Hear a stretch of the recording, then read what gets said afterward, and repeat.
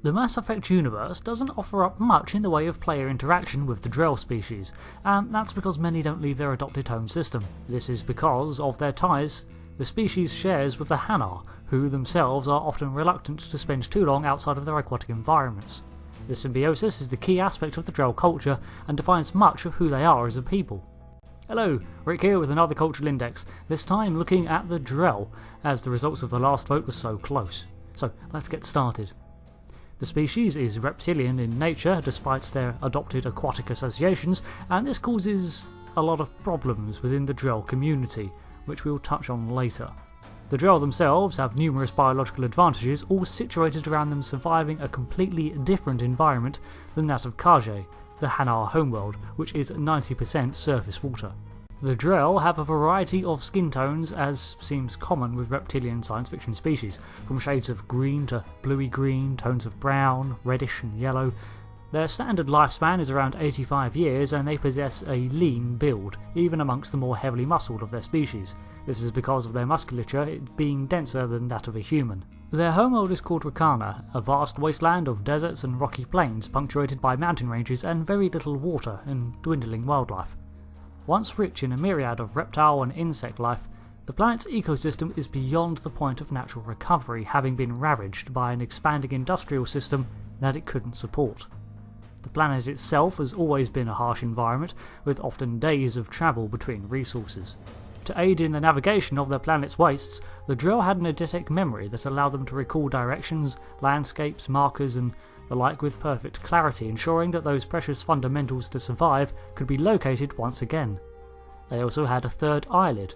Looking at the functions of nictitiating membranes here on Earth, it's likely that the organs serve to protect the eyes against debris, presumably the dusts kicked up by the winds of the expansive plains of Rakhana. When surrounded by such hardship, it's no wonder that they strove to innovate and tame their environment. The Drell themselves were industrious and changing the face of their planet's surface as they expanded, but their consumption of resources and pollution of their planet was far too quick to be sustainable, and soon their resources began to fail. The growing population entered into a dark age of a resource war, where nations fought for the remaining fertile land and fresh water until they fell. Then the neighbours turned to scavenging to survive, killing over crumbs and stored resources, and their population declining rapidly.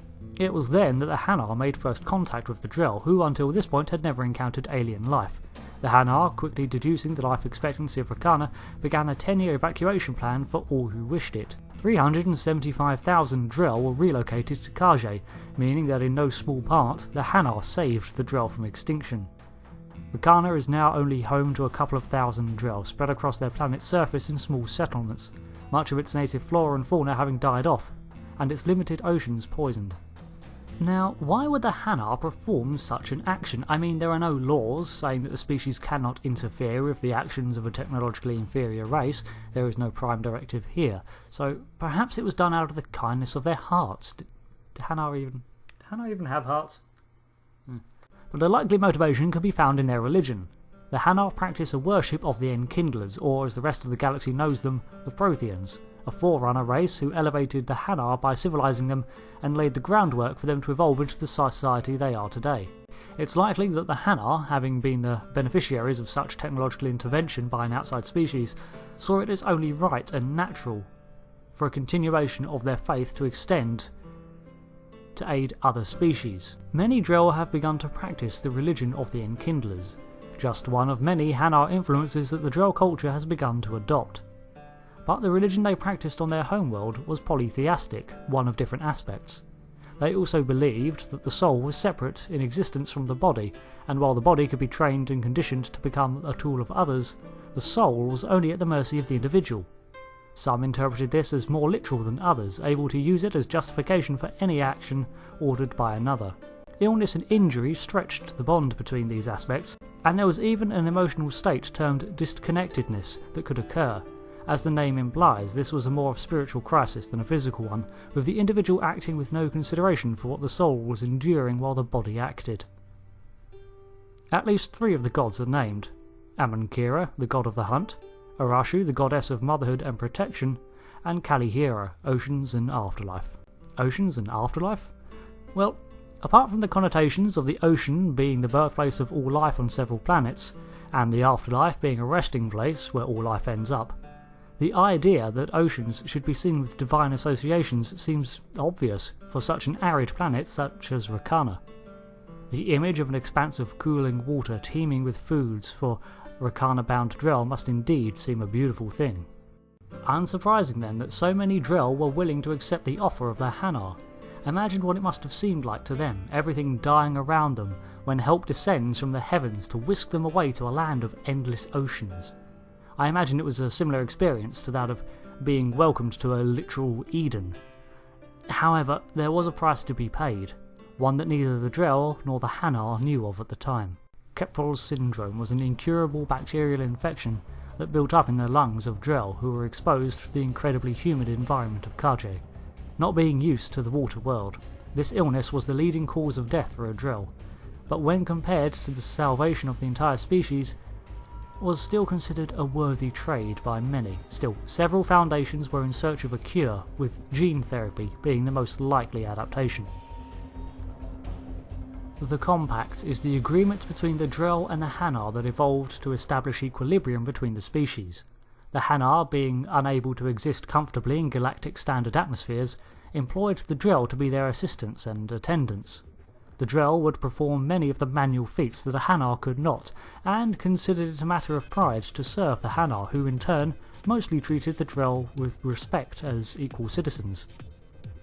This acceptance of the way of life is likely due in no small part to the fact that the Compact is optional for any Drell, and any are free to leave Khaje to seek their own adventure.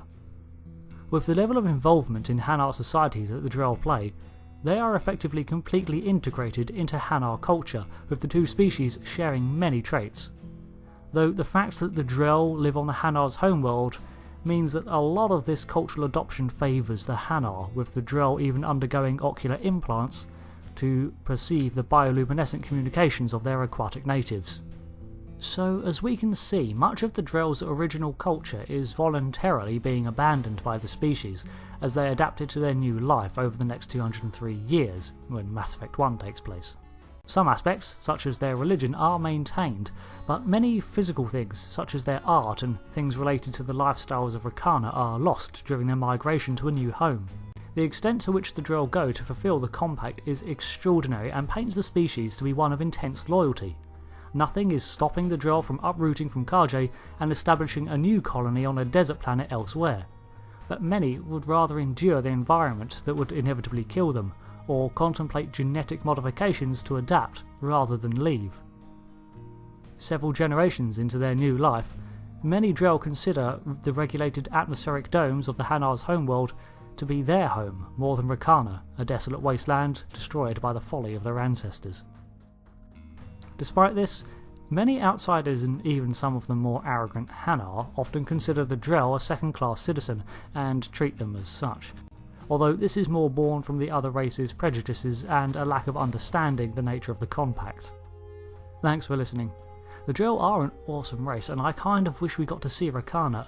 I imagine its surface being more like an arid Tachanka, with derelict cities and Fallout-style shantytowns centred around oases. Shame we probably won't get to see that for some time, if ever. So, with all that done, let's get back to the viewer-voted options, with some water trends, with the next video's choices being either the Ice Warriors of Doctor Who, or perhaps the amphibious Mon Calamari from Star Wars. Like the appropriate comment below to vote, and until next video, I've been Rick. Thanks for watching, and goodbye.